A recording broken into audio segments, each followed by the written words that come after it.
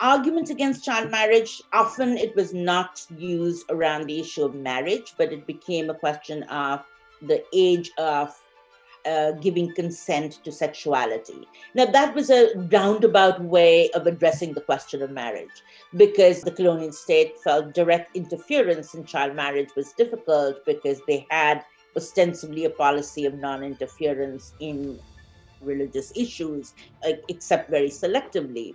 So addressing child marriage had always been a problem.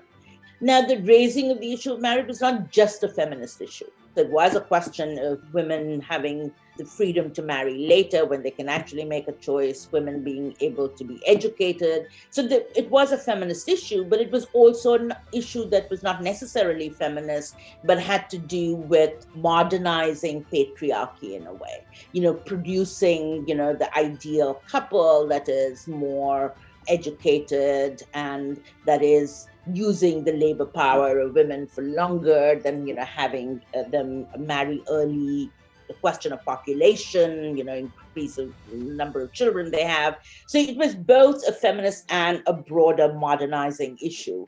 But I think Mayo's book kind of crystallized it because she focused so much on child marriage. So the women's groups took that up. It was also dictated by the political choices of the time that they focused on child marriage and were able to kind of embarrass the colonial government, whose own record on child marriage had been pretty terrible.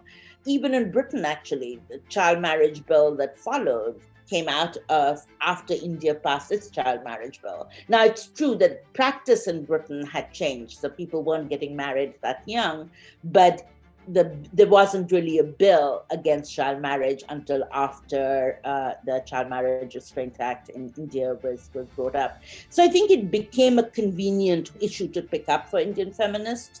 Child marriage allowed women to say, we are also individuals. We are not just members of a community, and we should be subject to the ideas of the state. And I'd say a lot of our constitution later on kind of draws on that moment of wanting to both emphasize the individuality of people, especially of women, instead of seeing them just simply as wives, mothers, and symbols of a community.